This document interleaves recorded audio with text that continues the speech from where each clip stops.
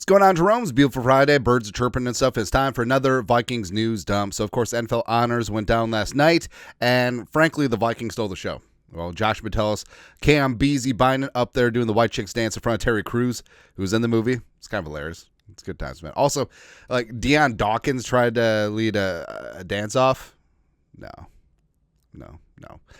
And even though, obviously, the season didn't end the way that we would have liked, just the vibe is so immaculate. And it's okay to admit that you had fun. Oh, well, they can do all these dances, but they can't tackle Jahmyr Gibbs. I get it. I get it. But are you not entertained? Are you not entertained? Honestly, one of the sad things if Beezy leaves the free agency is that who is going to do the dances now? I don't think that Metellus is a one-man show. I think Beezy is the driver behind the choreography and stuff. I don't know. Can Theo Jackson dance? I don't know. Who knows, man? But, of course, man of the hour last night, Kevin friggin' O'Connell finally wins the 2024 NFL Coach of the Year award. Should have won 2022, but I digress there. But, yeah, he's finally gets it. And I know that Lions fans are upset. Oh, Dan Campbell got screwed. No, it's how you fare relative to expectations going in. That's exactly what it is. Kevin O'Connell did a lot of great things, this year. Held the team together through some tough times and rallied behind Sam Darnold. You got the best out of him, won 14 games. Pretty damn amazing. It really is. And, the whole thing about low expectations coming in, losing Kurt, losing Daniil, having $60 million of dead cap, the terrible, tragic passing of Kyrie Jackson. You had your highly drafted quarterback out for the year, 14 wins in a rebuilding season, and also having a top 10 offense with Sam Darnold, 4,300 passing yards, 35 touchdowns.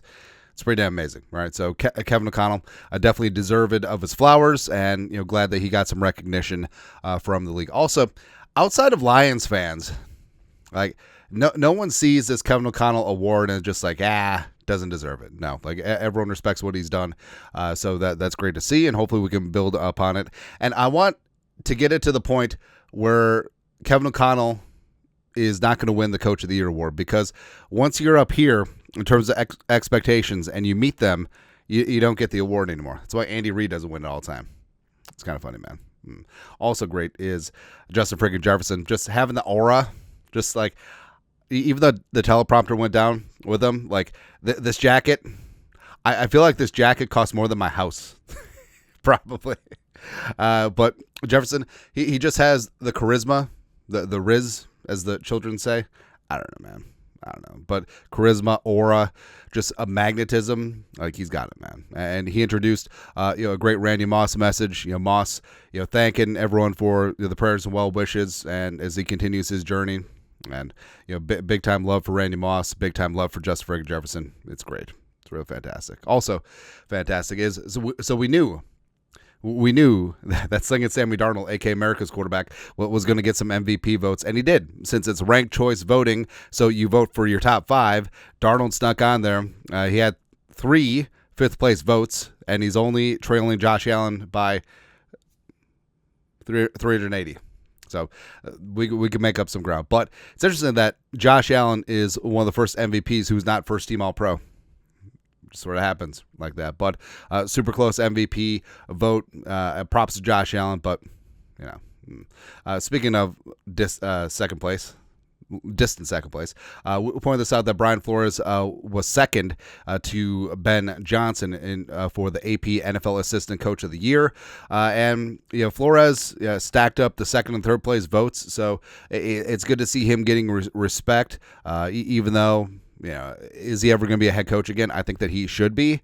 But will a team ever just be like, all right, all the other stuff, all the Tua things, all of the lawsuits, all that,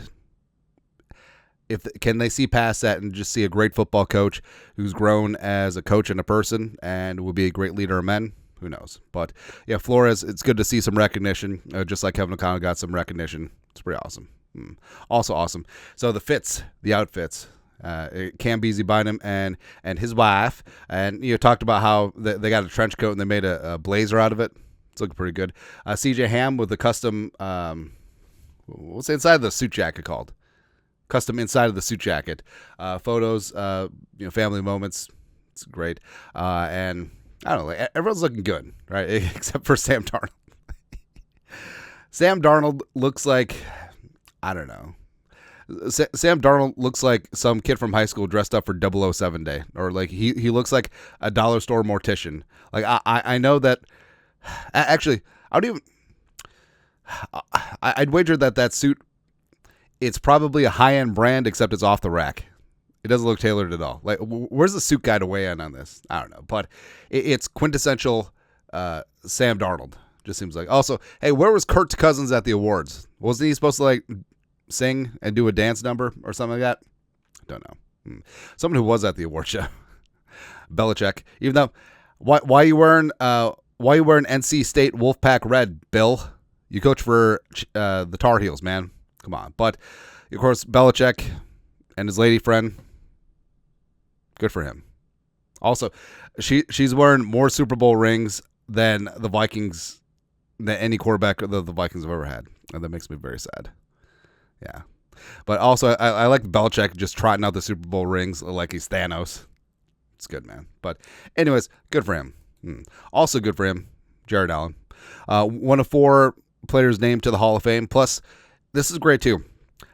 Steve Hutchinson got to tell Jared Allen that he is going to the Hall. That he's going to Canton. Also, Steve Hutchinson, like I don't care that he's lost weight. Put him in at guard. Like, what would you bet on right now? A 50-year-old Steve Hutchinson or Ed Ingram at right guard?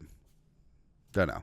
Also, I don't like Hutchinson's mustache. Like that definitely has a "Sir, would you step out of the car" vibe. Yeah, he looks like a crooked small town police chief. But I don't know. But it's great to see Hutchinson, Jared Allen. Also cool that Randall McDaniel got to tell Eric Allen about his induction. And 4 Hall of Fame inductees this year. Now, it seems a little bit shallow, doesn't it? Because they can elect between 4 and 9 on a given year. But Jared Allen, Sterling Sharp finally getting in.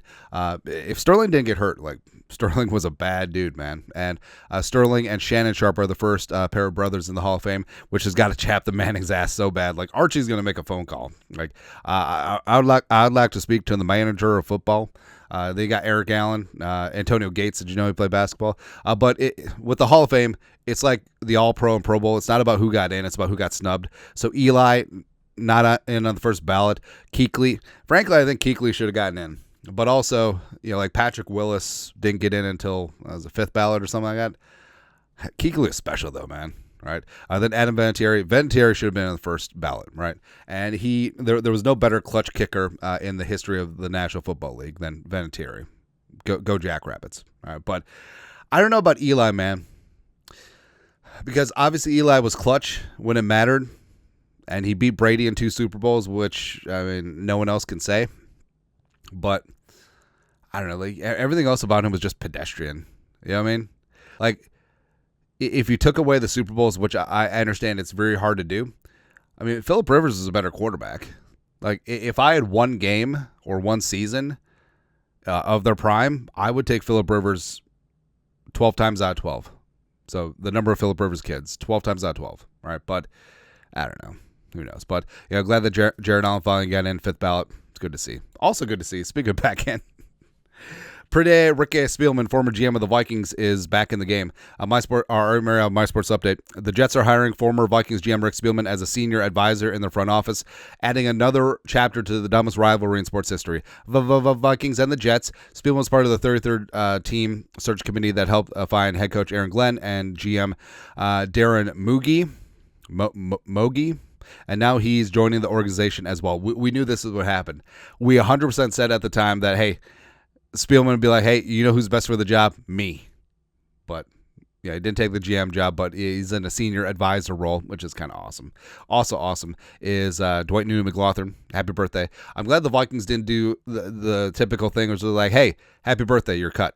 Because Nudie, UDFA out of Arkansas, also played at LSU, got instincts for days, and I think that he is a technician of the position on the outside. I wish he would have gotten more of a shot last season, but I think Nudie has a chance, along with Mekhi Blackman, to really make an imprint on the Vikings cornerback game this season. I think that Nudie, he's a dark horse to potentially be a starter coming out of training camp. I believe in his talent that much, and we'll see what goes from there. But props to Kevin O'Connell. God, that just looks good. He should have a cigar.